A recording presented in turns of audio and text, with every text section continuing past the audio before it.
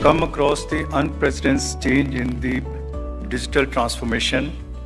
The institutions which are operating, they deliver education and they engage students and the stakeholder. This we consider as the main role of the universities. But with this change, the leadership in the digital era needs some strategies, planning, skills, mindset to navigate the complexity, embrace the innovations, and foster the resilient, adaptive academic activities. The academic excellence and the faculty development, institutional governance, that seems to be the history of the university system. The CIPU basically concerns with the development in the academic areas, in higher education, innovations, startups, etc., which we can sensitize and we can talk about the best practice of every university. Since the inception of the CIPU, under the patronage of Mr. Rahul Kararji, and the command is with now Karthik, we have seen the good part happening in the country in different universities. And this platform has united all the private universities. And I think this is the third convention and the meeting which is happening. One was in Washington and two were in Pune, and now this is here. So when we talk about the change in the system, that is the digital libraries, or it can be online learning, or it can be administrative automation, or it can be the global partnerships, as we are discussing since yesterday. We have seen the managerial expertness is more relevant with regard to the digital literacy. So these words, they have come very frequently in our dictionary: artificial intelligence, data analytics, blockchain, virtual reality, and ultimately that's the forward thinking of the leaders of the day. So anticipating the technological trends and the fostering the culture of the continuous innovation, this becomes the part of the curriculum. So innovation in the skills of the resilient mode and the faculty empowerment, that needs to be taken care by all the leaders of the day. So encourage the experimentation. When I was having discussion with Professor Mahajan, so it was very clarionly stated by him, unless you start taking the risk in the today education system, our country will not be competing with the developed countries of the world. So teachers, they must be empowered and they must strengthen the student to take the risk.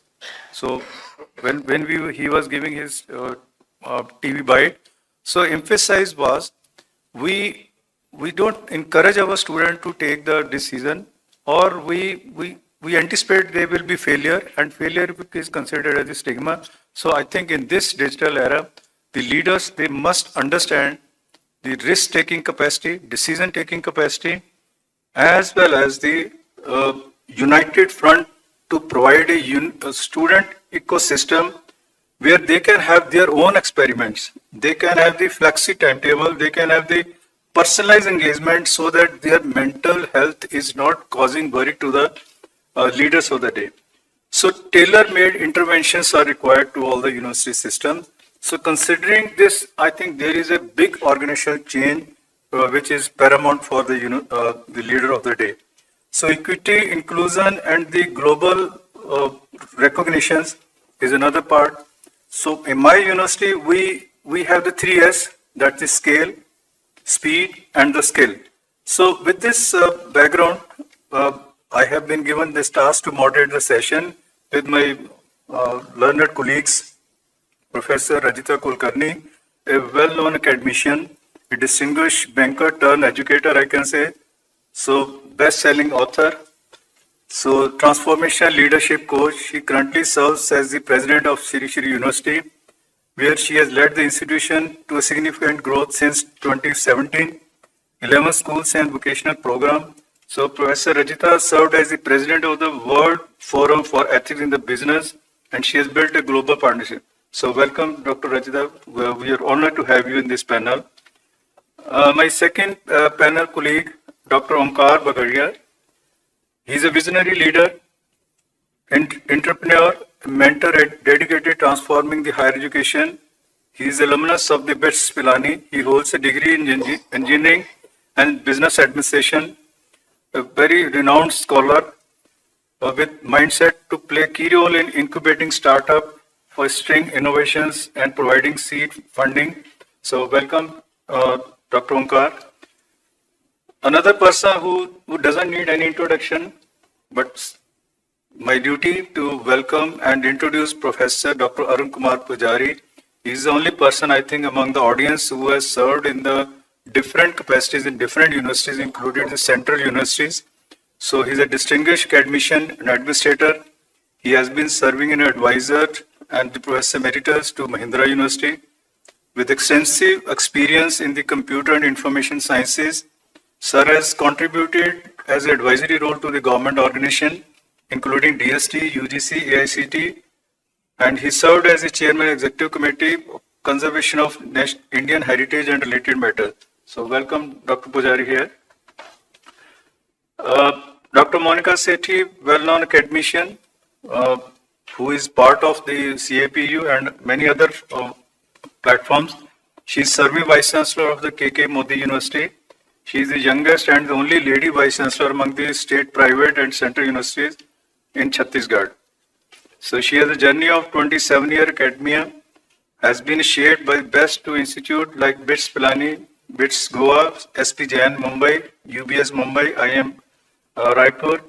She had a privilege to contribute to the growth and transformation of academics, and the student success stories are to her credit. So welcome, Dr. Monica, with it. So with this introduction, I think we can take up the questions. May we start, sir? Before we take up, there is one introduction of the LTSU. Dr. Diwan had very pertinent, yes, Karthik, this one. And Dr. Diwan had very pertinent question, and which is worrying to all the educators. Being in the government sector for a long time, and then in the public university, and now private university, what we are talking for a long time, you all agree, that's the academy industry gap. To university which I am representing now, that's a skill university of the Punjab state. Incidentally, the Chancellor of the university is advisor to the government of the National Skill Development Center. What we have observed, the degree what we are providing to our student, that is considered as the passport to a student. But the skills are the visa. So along with the passport, we need to have the visa. So our university is having three verticals. One vertical is the academics, as Dr. Diwan, I'm referring to you, the question which you were having in the previous panel about the skills. So now I'm representing the Skill University of the Punjab. So I must mention over here, before joining, the concept was different, that what kind of university this can be. But to my utmost surprise, and for the information of all the dignitaries over here, this university is having three verticals. One is the National Skill Development Center, where the government projects are there. And second is you come across the workforce who are going to the Gulf countries or to the other countries. They definitely, like the masons, carpenters, plumbers, they are the skilled people. But what is happening, they are not having this certification with them. So this university provides the certification. So your stamp as that's known as the skill certificate.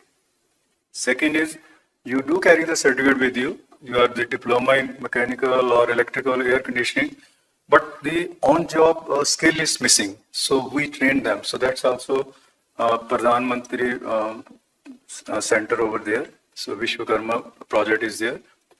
Then third is the units which are being run and incubated by the industry itself. It is not the business partner, but the industry, they are in the campus.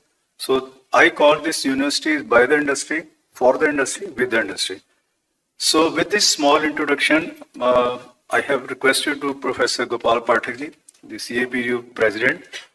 So some kind of meeting of the vice chancellors or the policymakers or other educator dealing in the higher education, they must visit to these universities. In India, we are having 14 skill universities. So this is one of them. So this type of university can help as the knowledge sharing also and the collaboration also with the industry through other universities of the country. So this is small introduction. So let us have the beginning of the session. Thank you very much. May I request from this side, Dr. Onkar, we are to talk about the leadership vision and adaptation in the digital era. So I think I can roll out one small question for your reference. How do we define this leadership in this context of the digital age, and how this definition evolved over the years?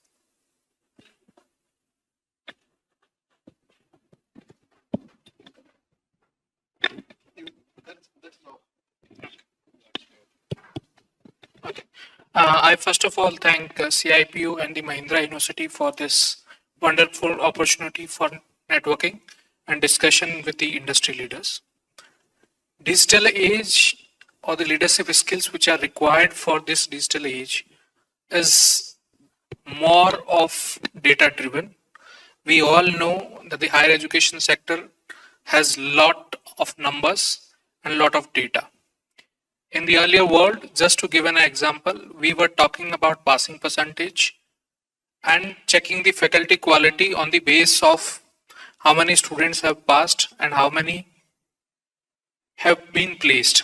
Today, with the digital age and the softwares and the technologies available, we are talking about the question paper based or individual question based assessment of the students. What outcome he has achieved, how many questions he has answered, how he has answered. And then you decide on your syllabus or the skill set which is required to the industry, whether you are fulfilling it or not. So this is the kind of era which we are moving in. The second, I'll say the challenge for the leaders here is that most of us are from millennial or generation G, but the coming generation Alpha knows how to use digital equipments and digital data in a much better way than all of us. And that is a challenge wherein they will challenge our leadership skills on this, that this data says this thing and you are saying this one thing, and that will be very too much difficult.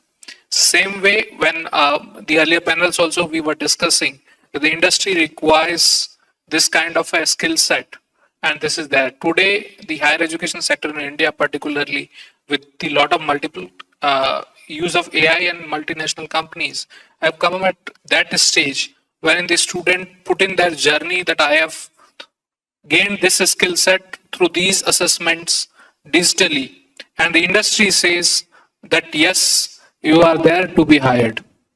So that level of micromanagement and micro decision making has come up to this era of digital, and I think this is a huge challenge for all the leaders here, that how to manage in this age of digital.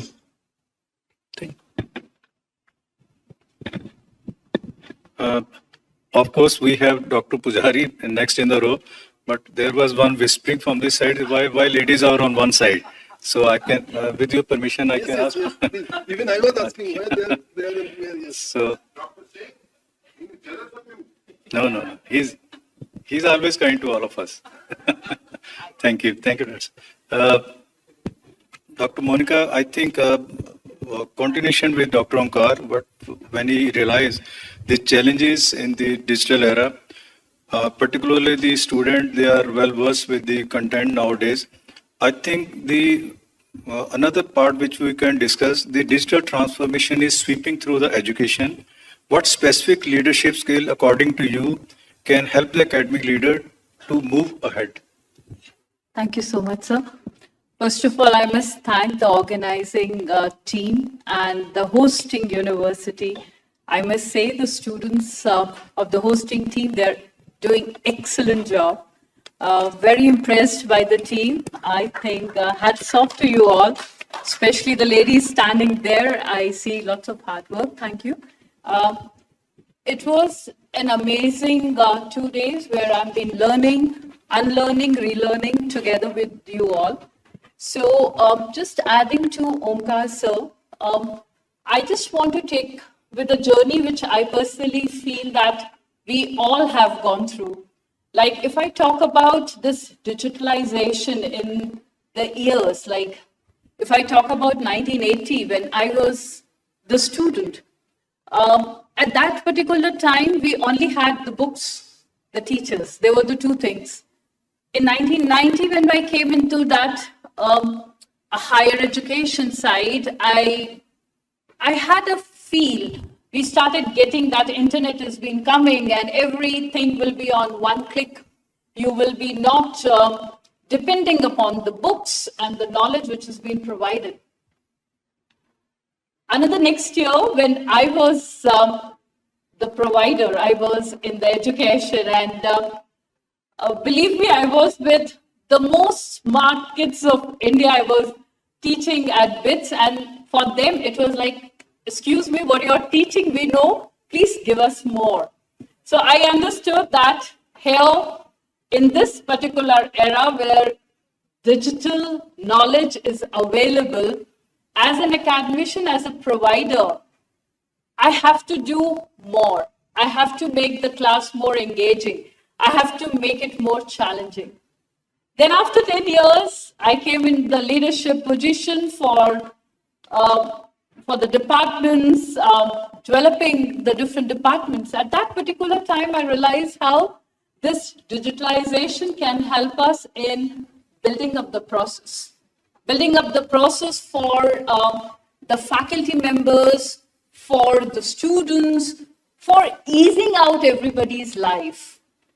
And now, after 10 years, again, if I see, now we have been talking about AI, we have been talking about how do we, reduce the gap between what actually we want and what are the limitations of the digitalization? Where do we intervene as a leader? And how, as an academician, we can contribute. So I personally feel that we all have gone through this. Our generation is lucky that we have gone through all these changes. And we were as a taker, as a student, we were as a giver. Now we are as a facilitator. So answering to you, sir, it is more responsibility of our leaders now that to check it out, how do we literate ourselves digitally?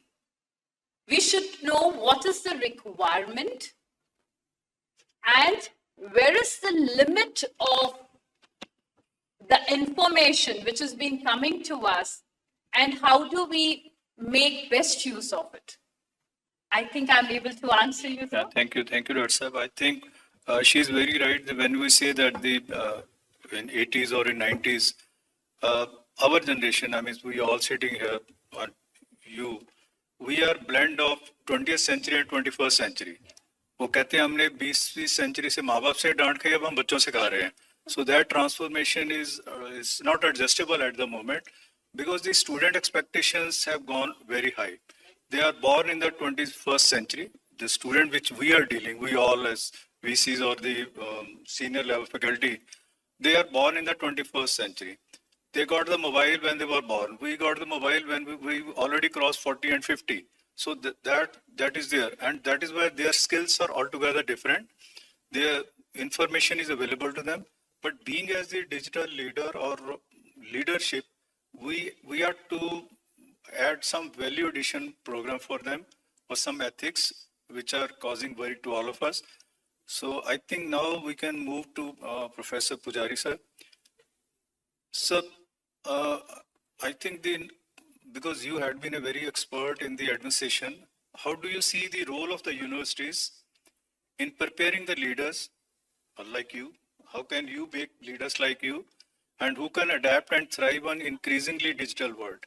Thank you. Yeah, you said that the digital world, I start with that only. Since yesterday morning, yesterday inauguration, till now, there hasn't been a single speaker who did not use the term AI. And why should he call digital then? Why shouldn't I say that it is an AI era? So I would probably suggest to the chairperson, and I think that I would address this problem as if the leadership in AI age, not digital age, but AI age. So AI has been, all of you know, everybody is talking about AI, so what is AI? And it has been giving a lot of solutions very fast. In fact, today you think of a solution has existed. Tomorrow probably some new solution has come. The speed is fast and everything is going on. Now let's understand this. What made this AI to be so successful? And then map that to our leadership skill. So there are according to me, there are three things. Data sharing, code sharing, yes, attitude of sharing, I would say. Second, restructuring and rerunning in the same workflow. That is re-execution. In the AI term, it is re-execution. Codes are available, but still you should be in a position to execute in your platform, but the same workflow to be followed. And the third, you compete. You do something better than what that person has done. Now, these three has, and of course, it is all in data-driven environment. These three with a data-driven environment has made AI today what you are talking about AI. It is nothing else other than that because of these three, it is giving you a solution very fast. Yesterday some solution was given, and for very complex domains. Now let us map it to the university, to the leaders. If the leader is ready to share, if leader is ready to share the data principles, share the business processes, and if another leader is ready to rerun in the same, following the same process and get the same result, and then they compete among themselves, then I am giving you a guarantee that universities also will give that kind of result what AI is giving today. Let me give an example, very simple example. And I can give you the example for every case if there is time. Ranking of universities. Open source, that is sharing data, sharing thing is open source. Make the ranking software open source. Anybody, anywhere can run that ranking and can get his ranking. Second, all the data is available. You don't hide your data. All the data is available. Share the data everywhere. Now, any parents, any third party can restructure, rerun the program and run it. So you can know the ranking. Fourth, now you are competing. You now know very well that your student-teacher ratio is less or higher. So student-teacher ratio is higher. That's why you are not ranking. Immediately recruit few people. And in the morning you realize that your rank is less. By evening you got it, your rank is more. There will not be something like that. December 31st you have to give the data. January 1st the ranking will come. Every day the ranking will come. So every day there is a competition. What you are achieving in 1 year, you will get it 365 in speed of that. A university will reach A grade in 1 week by achieving this. Now I can tell you for recruitment, I can tell you about startup, anything, but AI has shown you the success. It is not AI that is doing it. Behind AI, this is what is happening. That you are sharing data, you are sharing information, you are providing restructuring, and still you are competing. But competing in two modes. One is that I compete with you, you compete with me. Other is a third party poses a lot of challenges. He says that this problem is not solved. There is a domain in which all the unsolved problems are given, and we try to solve it. Here is also third party. Government will say that, okay, we achieve this kind of teacher-student ratio, we can have, achieve many other, this kind of resources. We still compete with them. Now, if you do this model, and the leadership of any university accept this model, then everything is done. Thank you. Thank you. I think this is the practical approach, as Dr. Pujari said. That's why I said there is no one more experienced than Dr. Pujari. This is the reality. We wait for the NAC to come. We wait for the ranking to come or accreditation to come. So as per his suggestion, I think every day is a challenge, and why to wait for this thing? And the AI is to be run by us. AI should not run us. AI should not command us. So it's a third party. That's only speed which is provided, and that is also designed by the human mind. That's the reality. So another part which he has emphasized is the data sharing, and it really this is appreciable. Where we go wrong, that's when we hide the data, when we articulate the data, when we distort the data, and we misrepresent the data. And most of the time, this situation has created a very displeasure in the society. So, sir, really appreciable part. Now, Dr. Kulkarni is with us. Dr. What can be the difference between the traditional academic leadership and new digital competencies which is required for the current educator or the leaders? So maybe you can say digital. Now I'm not using the word digital as I said. So it should be AI leader. Thank you, sir. And wonderful to hear the remarks of my very erudite co-panelists.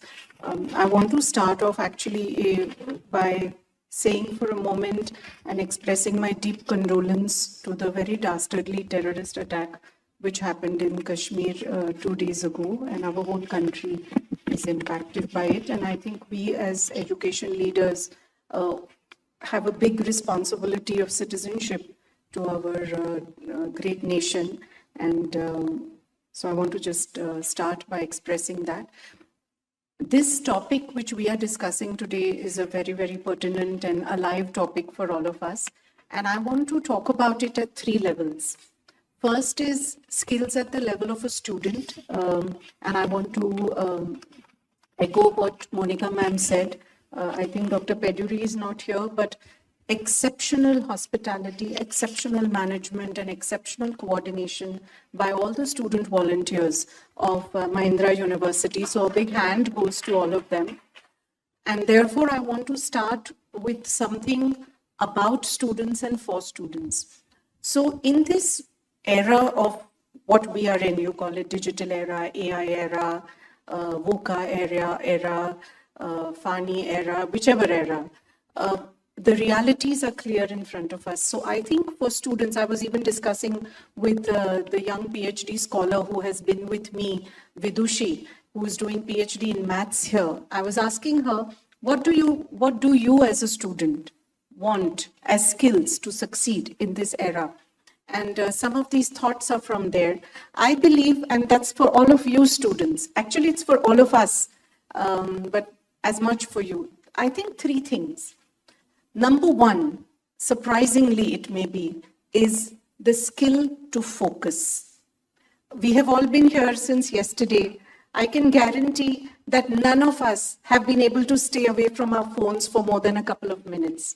No matter how interesting what is happening around us, in front of us, our attention goes. I believe, and all of us have access to research, classroom attention span is maybe a minute these days.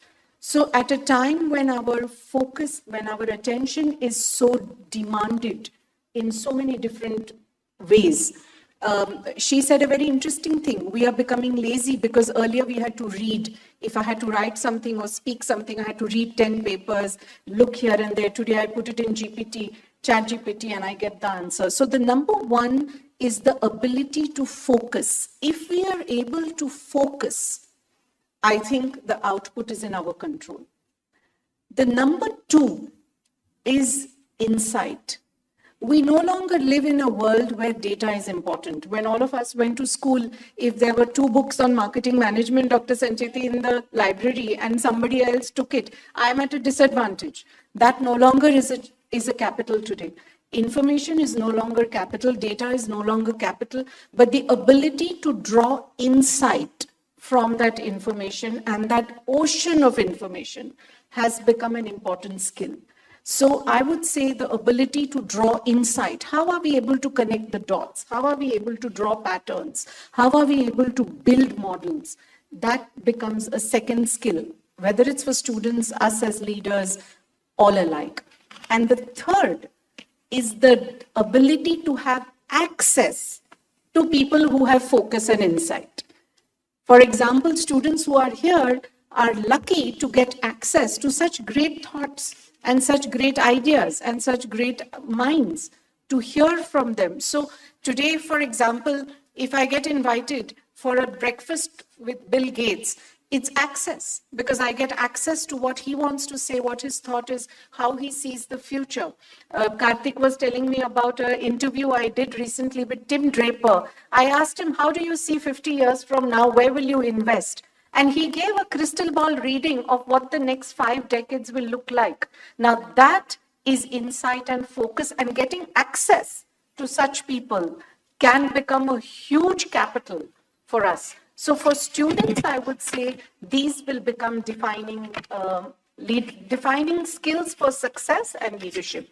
The same things apply to our faculty members, but I think there the responsibility goes one notch higher.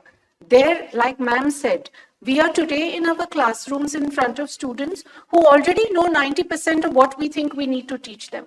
And that puts pressure or a positive challenge in front of us of how can we keep upskilling ourselves. You know, so many faculty members in our universities say, मेरे class में students नहीं आते. क्यों आने चाहिए? आप ऐसा क्या दे रहे हो कि उनको interesting लगना चाहिए आपके class में बैठने के लिए? Today, you know, Madhu ma'am and I, we were on a panel where somebody said, today our faculty members are competing with content creators on Instagram. Nobody needs to tell students to scroll through reels, but they have to be compelled, inspired, forced, cajoled into attending the classrooms. So as a faculty member, what am I doing which gives a student so much value that he or she is not forced to sit in my class because of, you know, attendance percentage, but because it is genuinely that interesting. So I think for faculty members, that's a crucial, I think, transition. Number 2 is a breakthrough mindset. You know, sir was talking about this daily rating. Now, if we can be in a state where we get daily ratings like this, but for me to be able to navigate through an open system like this, I need to have such an open and breakthrough mindset. And that is very critical. So for faculty members, I would add these 2. And thirdly, for us as those who are managing large university teams or institutions, I think for us the responsibility is, you know, exponentially higher. We need to have very, very strategic agility. Look at how things changed in our institutions with COVID. None of us could have predicted it, expected it, forecasted it, or even prepared for it. But it required us to have that kind of preparation and then adapt to it. So strategic agility, adaptability, and continuous ability to navigate a very, very volatile global situation. What is happening with what Trump is doing with tariffs, now what he's doing with holding back, sir, all the grants from all the US universities. 2 days ago, Harvard has sued Trump. I mean, these are unprecedented events in the global situation, world order today. What does that mean for us in education? Will it mean more students coming to us? How do we prepare ourselves? So AI is, I think we should look at AI and the digital, you know, evolution of our world as how we can use that to facilitate us to succeed in this, I think, volatile and dynamic world. And that, I think, we as teachers and I mean as institution leaders, Madhu ma'am won't mind if I share what she shared in the morning. She shared that just after this unfortunate event happened in Kashmir, the first thing they had to do was look at what number of students are there from that region in their campus, make sure their safety is ensured. Now, these are not things which were quite normal even 2, 3, 4 decades ago. But the nature of the environment is compelling us to extend our role above and beyond. So I think I look at AI as a facilitator. If it can help me save some time, if it can help me become more productive, more efficient, it's my friend. And I think we all, Parvinder sir, a responsibility of our students, and that is for another conversation, that how we prepare them to face an AI world. what are we teaching them? And, this is not the time to talk about what we are doing in our universities, because each of us is doing many, many things. And, these are not advertorials for us. But I think that is a bigger discussion, that do we need maybe a 4-year course? Can we finish it in 1 year and make them do something for 3 years? Dr. Rao is here. He regularly writes about these topics, and these are disruptive ideas we need to, I think, debate and discuss more. And I think this is what I think platforms like these, and thank you, Karthik and CIPU, for bringing all of us together. And I'll pause here. Thank you very much. That's a very exhaustively, you have touched the important points. More contribution of like Professor D.P. Agarwal ji. He had the opening session today in the former UPSC chairman. I think he had summarized the current issues, challenges, and many more obstacles in the higher education, the administration of the higher education. That's the main agenda of CIPU. When CIPU was established, that was the prime aim of Mr. Rahul Kararji, that what difficulties private sector is facing. At the moment, if we are having more than 460 universities. So if I talk about my region, where Dr. Madhu Chitkara is here, and two or more other big universities, they are really doing very good, as we have come across many Maharashtra universities and these universities. So CIPU is the only platform which promote the evaluation of the private sector, challenges which are being there. And if you see the continuation of the topic which we have discussed offline, online, or with many other conclaves, so that needs very serious consideration. So it is the duty of all of us who are here, who are part of this Bharat Higher Education Summit. So the proceedings will be sent to everyone. More feedback can be given to CIPU. This has no other agenda. CIPU is having no other agenda than the promoting the quality education, research, innovation in the private sector. Because private sector, as we all know, we have very learned colleague, Dr. Sancheti sir, and many more over here. Dr. Rao has recently come. So you see, these private sector, they don't expect any government favor. They don't ask for any grant from the government. But the contribution of this sector should not be overlooked.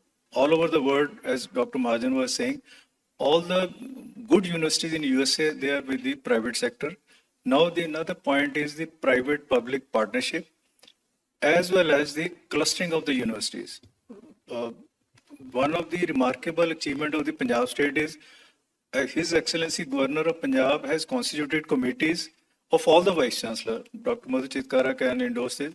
All the Vice Chancellor, they will go to other universities and they will submit the report of the best practices, research, innovations, library, sports, etc. So to create that culture that what A is doing and B will go there, what B is doing, A will go there. So this type of brotherhood in the university system is required. So CIPU should also look into this thing. So continuing with our topic of the day, sir, Dr. Onkar sir, what do you think the most significant leadership challenges that university will face in the next 5 years? Are we prepared for them? As I was telling in the opening remarks also, that the students today need everything on tip of their mobile. Now the universities, when they are preparing for the future in this AI world, want the personalized things, the personalized skill set, the personalized courses for the masses. On one side, we have to increase the GER. The another side, the student is looking for the personalized content and the personalized skill set. The third, which I think, which makes sense to a lot of people, is that with the starting of UGC's online education, wherein we are talking about increasing GER through that. The one big challenge which we have tried to solve, or we are working with few other universities on that, is that the online education content today primarily is in the English domain, which the distance of the online education students come from the rural belt and is not visible. So now with the government of India, the government of India has also come up with this initiative under the Bhashni scheme, wherein the LMS and the content and online is now being delivered into vernacular languages in non-professional courses at least, wherein the BA is earlier being done in say Hindi or English, Hindi medium or a Gujarati medium or a Tamil medium. This process through the digitalization is now easily available and can be done in the masses. So that is one thing, one challenge which will come in the future also, wherein the diversity has to be taken care at the personalized level for the students. The same challenge will be the of training the faculty for this kind of a personalized this thing. I think one very common phenomena across all the universities would be that we have to now create a distinction between the experience and the skill set. We cannot have, or we cannot say that we will not have faculty members or professors who have 30 years, 40 years experience, because the experience is needed and mandatory for the sector. Whereas we also need to have some kind of faculty members who are well versed with these digital tools, who can utilize the experience of these faculty members, convert into content or delivery or pedagogy, and make sure the student starts learning through those pedagogy mediums. So these are, I think, two challenges with the higher education leadership will have in the near future. Thank you very much, Dr. Onkar. I think the biggest challenge which I foresee in next 5 years is the capacity building of our staff, of our faculty. Faculty needs to be empowered.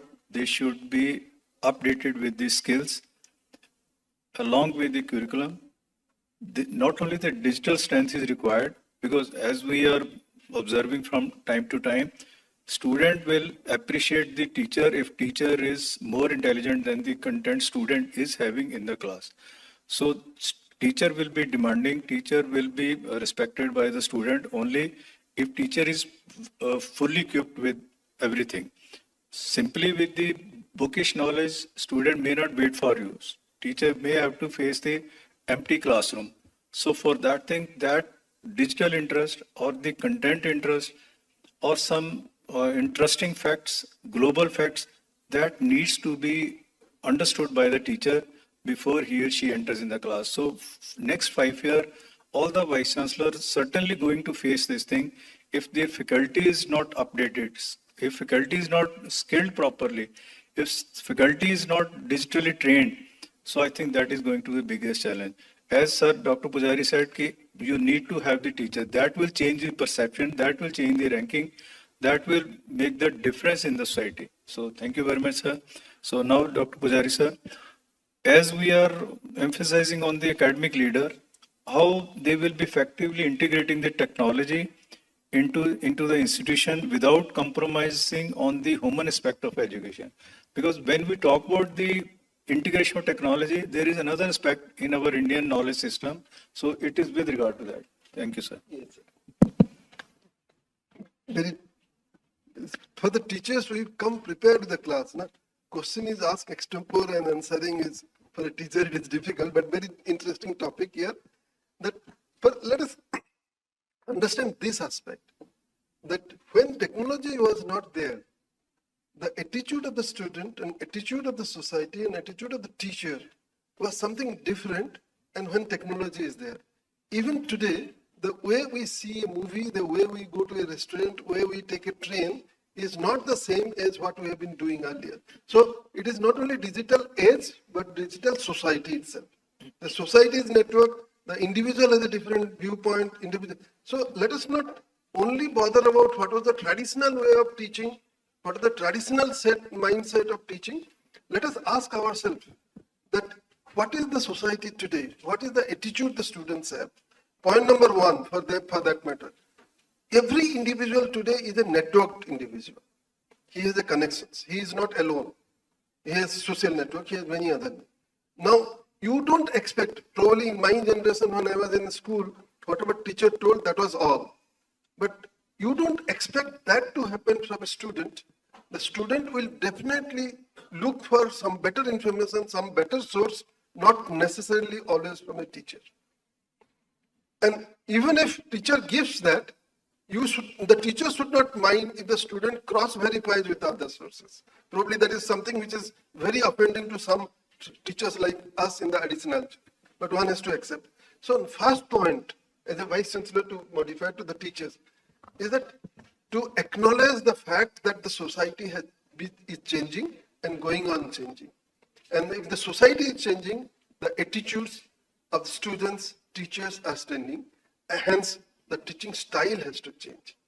Teaching style is no longer that you go tell everything. And I remember the days when the teacher used to tell this class note, and student used to remember the class note and go to the exam. And the mark is how well the class note is correctly specified. Today it is all plagiarism. So please see that the attitude over ages and other things are changing. What is today attitude and what is going to be the attitude in 10 years may be something different. But allow us to say that, allow the students to say that, search your entire space, your network space, go anywhere you want. What is the role of teacher then? Is it that teacher can leave it everybody? No. Teacher has to facilitate a right search direction. Teacher has to tell, and hence teacher should be aware of that. And the skill of teachers comes. The teacher should be able to say that, okay, you depend on ChatGPT, that is perfectly okay. It is a good tool. But then still, I have a way of assessing your knowledge, even if you use ChatGPT. It is not that you prevent. There are institutions where say that network is closed, nobody can connect anything, and now you come there. Why should it be? Let him get information from ChatGPT. But still, there are ways to assess using ChatGPT how much he has learned. That two students are competing among themselves.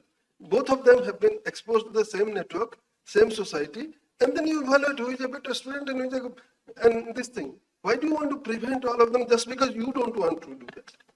So the teacher's attitude has to change. Then only it will everything will happen. Very, very right, sir. I think that's the need of the society at the moment. Teacher must be equipped with the knowledge. Teacher must be student-centric. So in our time, whatever is taught by my teacher, that has to be reproduced in the examination. And the question will be of that form only, whatever he has taught. So language of the question will be from the notes itself. Now in this competitive world, when the student is going for a multidisciplinary, that thing is also important for the leaders of the day. In this multidisciplinary, more and more credit are given for the interdisciplinary subject to the core subject, ability enhancement or skill enhancement. So if student is knowledgeable, I think teachers should be smart enough. They need to add more and more component so that his vision is not confined to the core subject only, but some skills also. So that can change the perception of a teacher among the student community. So Dr. Monica, I think we can move to the next question. So time should also be now taken care. How can universities can manage the AI and machine learning for the decision making? So whether we should allow the AI and this machine learning decision making, or we need to improve ourselves for the best outcome in the education institutions. AI actually help us in the decision making because lots of data has been there, but where we are using, what is the use of it, that is very important. Like for the university, it's our students. Like I talk about all the stakeholders, I'll say the parent, I'll say the industry, but for me, it is very important the student taking the threads from my co-panelists that I personally feel that it is a very blessed era where this young generation, everybody has an access to the data, we have access to the knowledge which we want to take.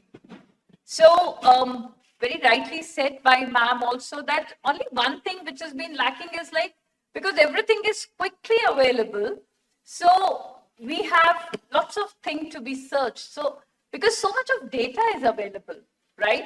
Gone those days when we or our elders or our teachers used to say that this is what it is. The child immediately check it out, that what you're saying is right or not. So that's a blessed time, the decision making it's with the high order thinking of the student that they start thinking. But very important is, I personally feel there has to be a student journey mapping. There are the different personas of the students. As the leaders, we need to check it out. What child wants in the higher education? Why they have come to you? What are the skills? Like very rightly said by sir, it is not just the passport. You have to give them the visa. You have to give them those wings. So I'll just give you a small success story, which, a group of students in a department did it. You know what?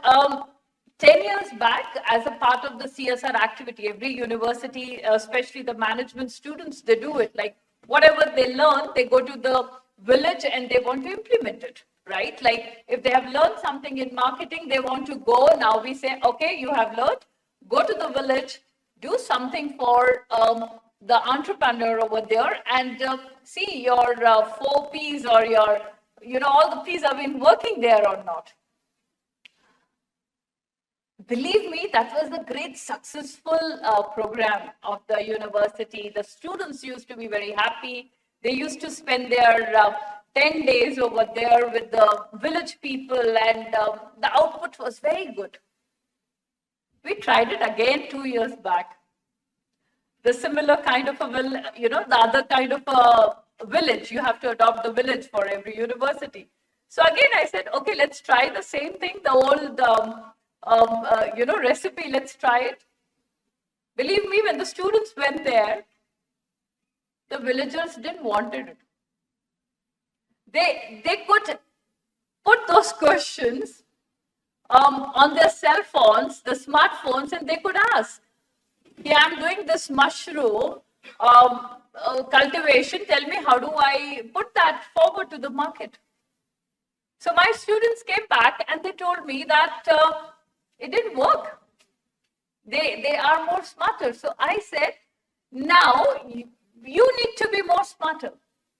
So, this AI for the decision making, believe me, it is like a boom. It is like, I personally feel it's really helping this youth in the high order thinking, which was somewhere we were hesitant. We were hesitant to do the experiment.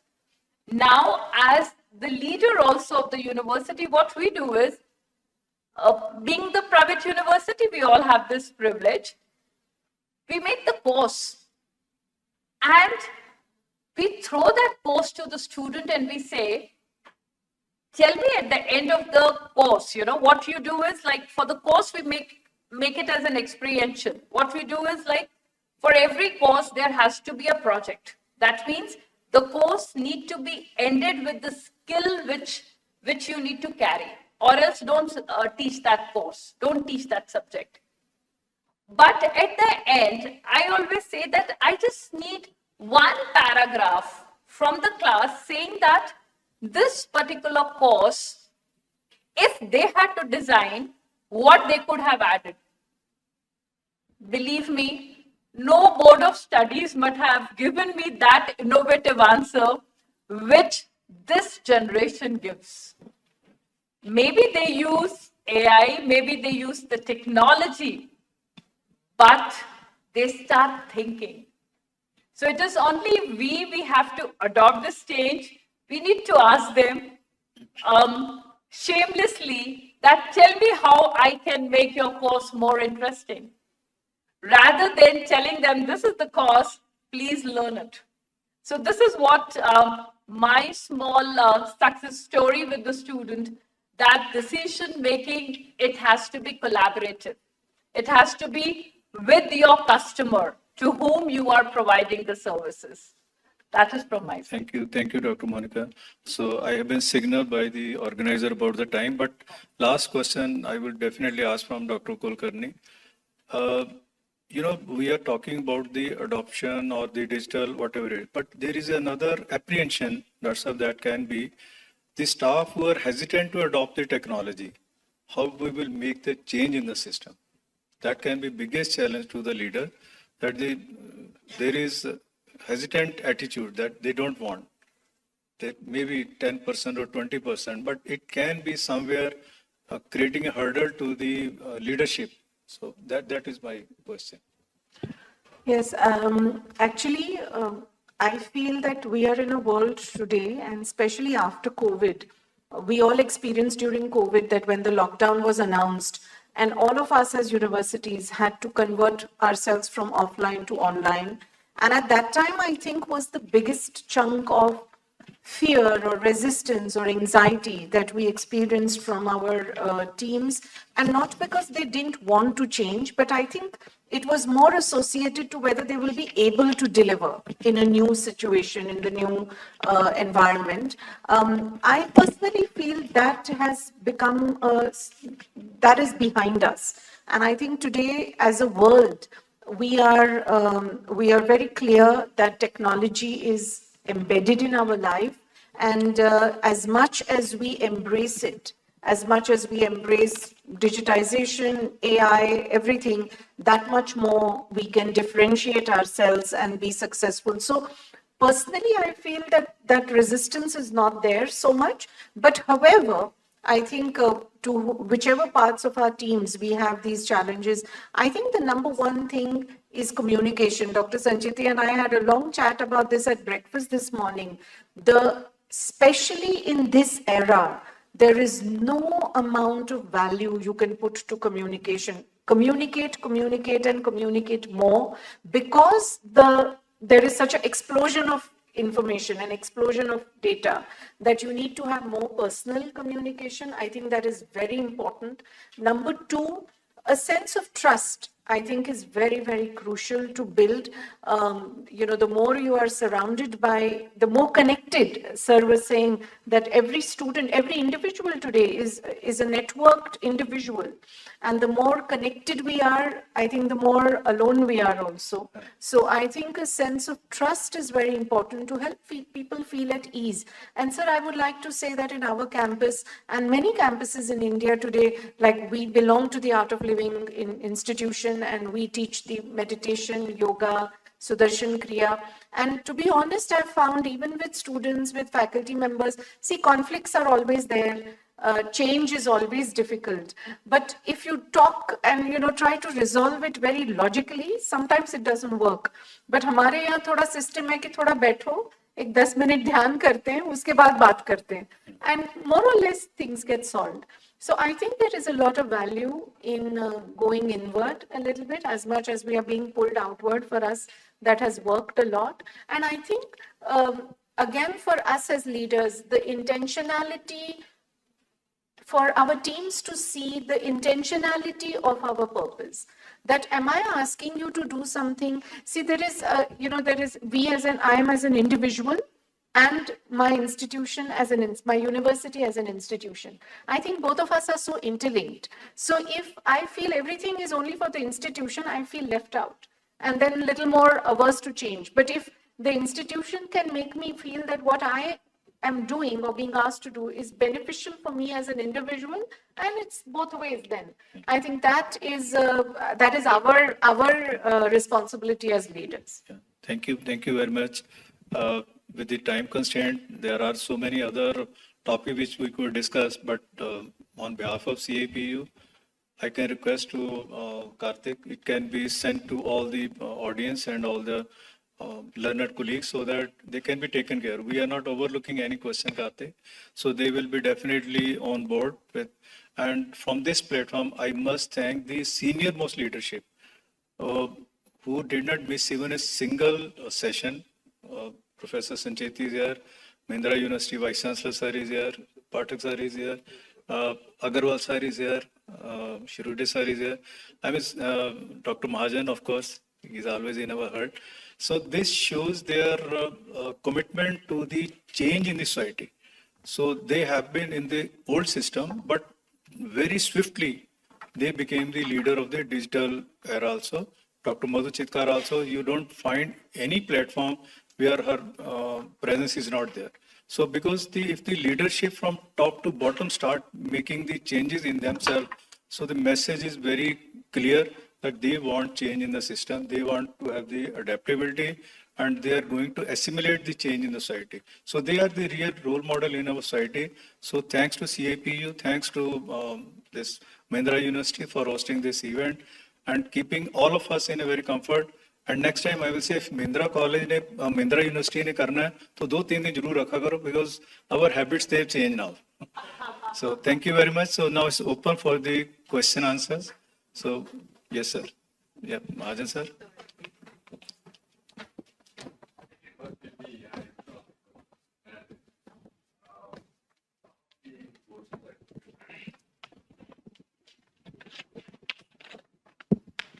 Hello.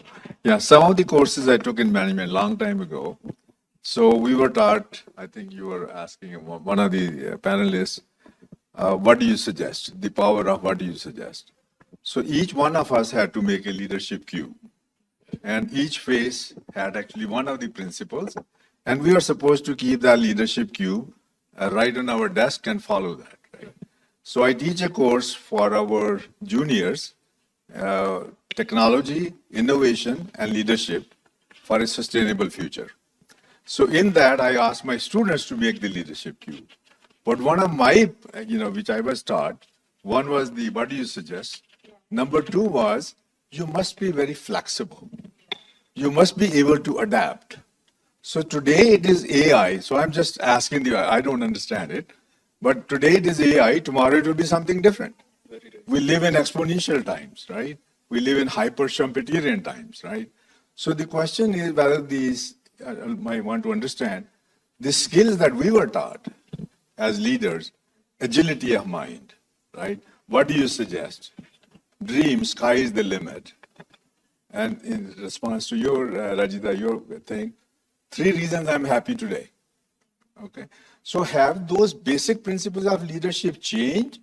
Or can I use those principles, whether it is AI today or digital today, tomorrow it might be something different. So I really want to see the panelists' view on that.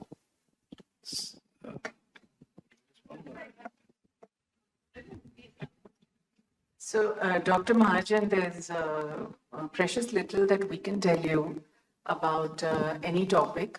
But my personal belief is that there are certain first principles that I think stay fundamental to our lives.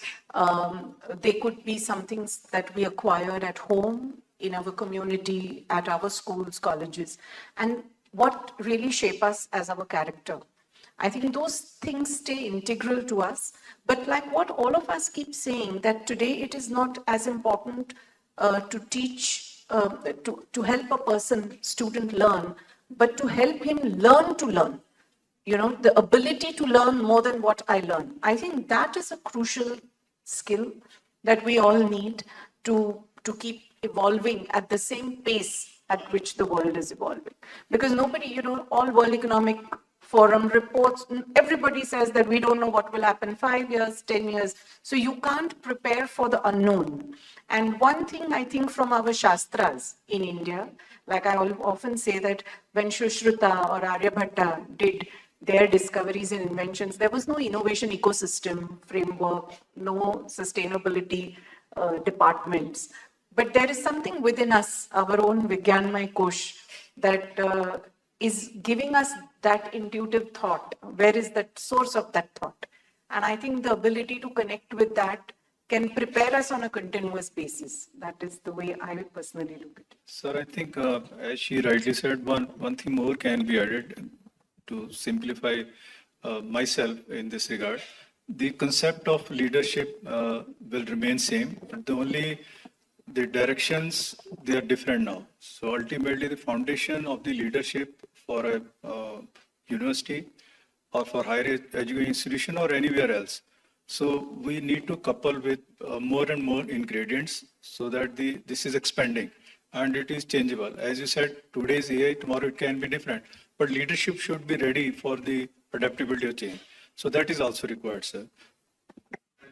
So I know, to add upon, sir, I'm a hardcore HR.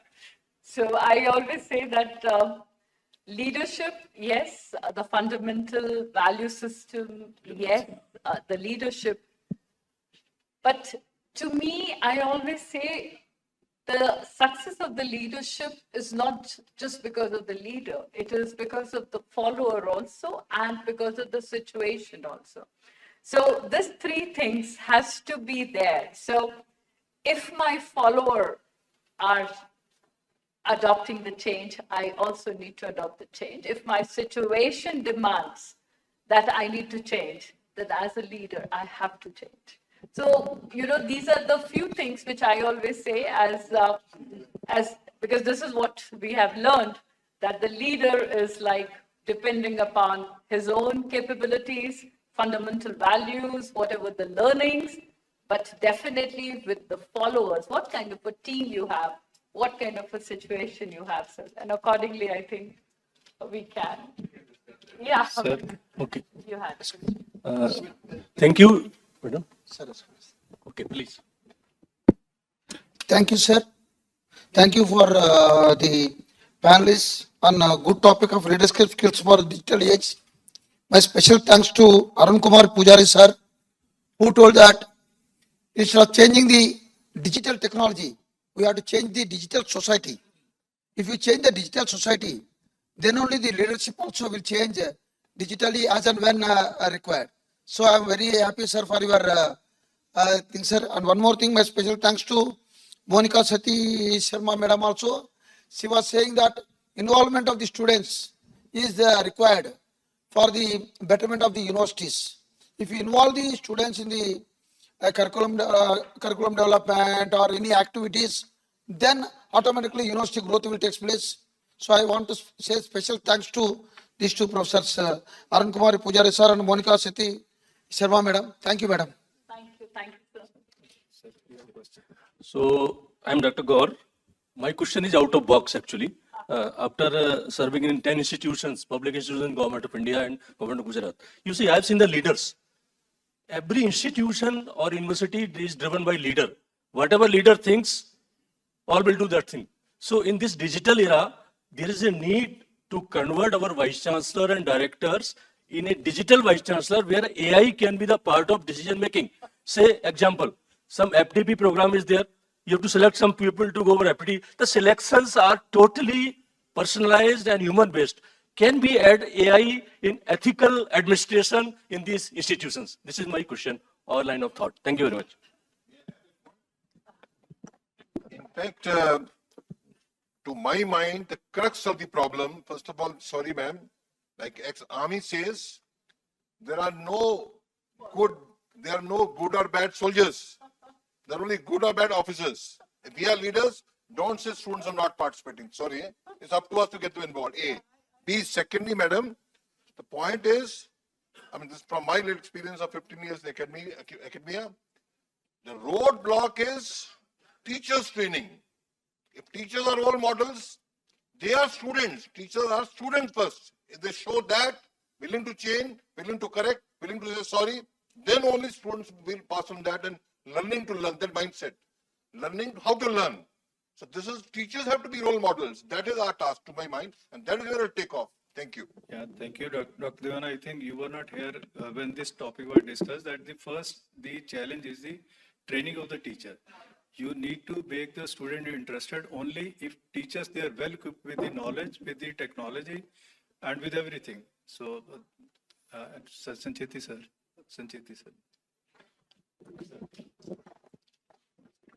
It's not a question. I appreciate all the opinions given by the experts on the panel and otherwise also from this side.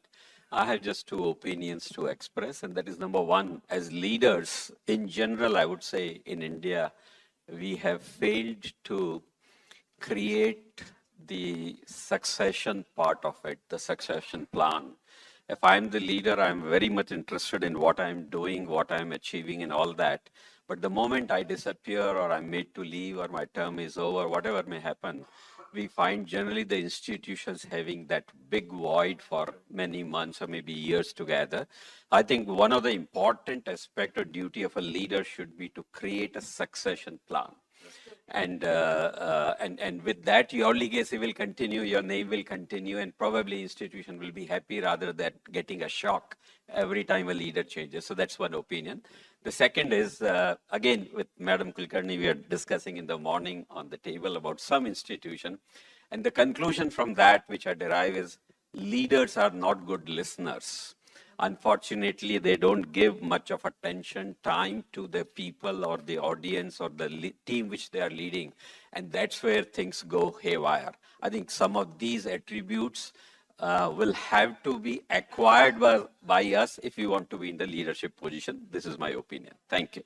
Thank you very much. Thank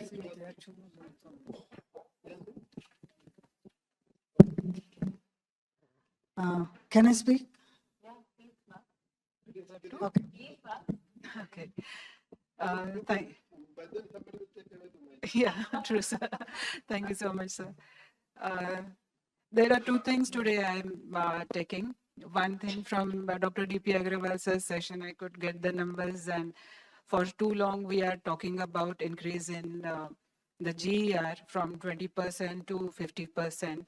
So what I have understood from this statement is there will be 30% of the students who will be coming in next 20-25 years, who will be the first generation from their home who will be doing the graduation. And second thing we are talking is about the digital era, or as sir said, AI era.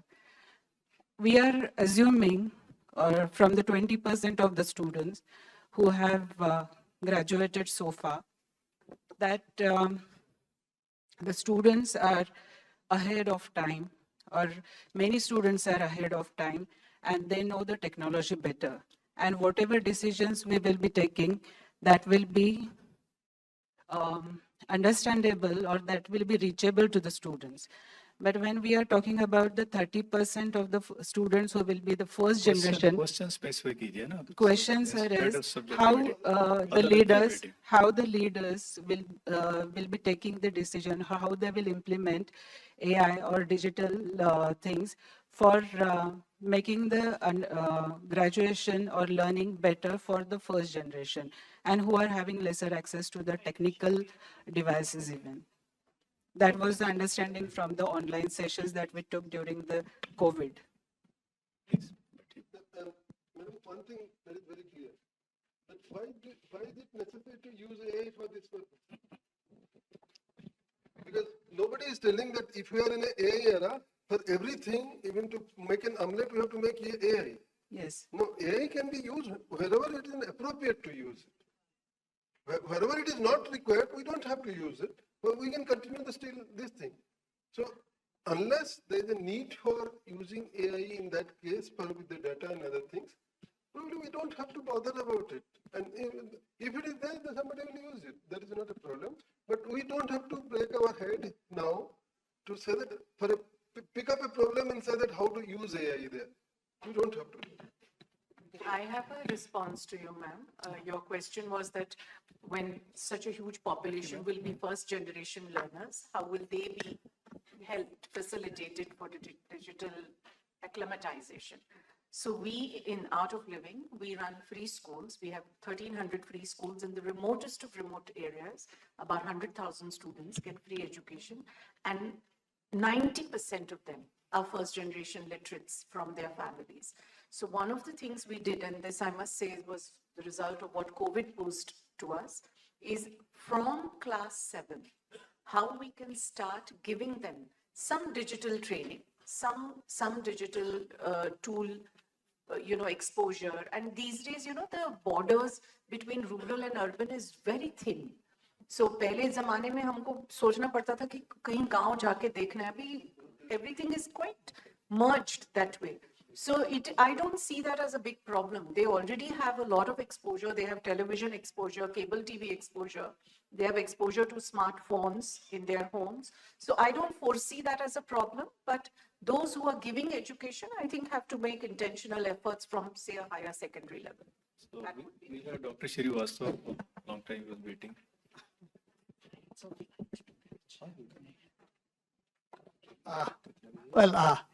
At the outset, I salute all the panelists of this today's session, this one, current one and the earlier ones.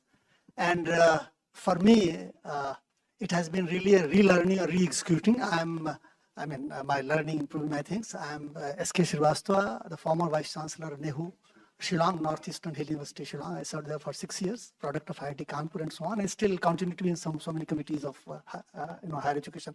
Well, very quickly and briefly before Honorable Chair tells me that come to the question, please allow me, sir, one-liner, thing. We have, the words like students, teachers, and all that have been resonating. So I am provoked to, share with you all. Most of the learning, teacher, student-related problems could be very easily solved if you just try to focus on these two lines. The conversation between teacher and student. Teacher says to the students, you learn the way I teach. The student says, my dear sir, respected sir, please teach me the way I learn. So if that is the spirit of the teachers, a lot of problems can be solved. And luckily, fortunately, based on my experience, I can share with this esteemed audience. And sir, I'm just coming to the question that, for the Vice Chancellor academic leaders, whether it is earlier age or especially my question will be around, how to take care of the emotional management, emotional part in the digital era, right? Because that's very important. And based on my simple experience, if the Vice Chancellors, they take care of this aspect, any leader. So all these problems could very easily be solved, be it digital era, be it the ancient times, be it, even 50 years down the line. So I think that should be, kept in mind. Other things will be taken care of, financial management, this and that, software available and all that. And lastly, sir, I request all the present leaders here and those senior academicians will be the future leaders, after a decade or so, that I used to, even the first share which I told in my executive council meeting, that हमने जाना कि कुछ न जाना है, ये भी एक उम्र में हुआ मालूम. If our leaders, if they have the feeling that whatever I have learned in my whole life, at the end of my life, when I'm about to die, I have a feeling that I have not learned enough. So if that is attitude, I think things will be taken care of. So my question, sir, remains how to address this emotional, disturbance and management in digital era. That if you can touch upon any one of you. Sir, we can answer you because the reason is one of the panelists is having flight. So we are here with you for the day. Me here, Dr. Seth here, and Dr. Pujari is here. So we will be interacting with you and other, please, audience. We can respond to you after this session. So we will be meeting at the lunch. So we have been ordered by the organizer to wind up. So definitely you are on our radar that we will be asking you personally.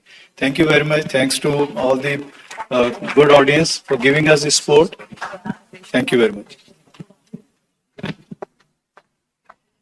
It's time for us to close one more powerful panel discussion. Now I would like to request Dr. Y.S.R. Murthy, Vice Chancellor, Royal Global University, Assam, and Dr. M.L. Gaur, Vice Chancellor, C.V. Raman University, Bihar, to felicitate the distinguished panel.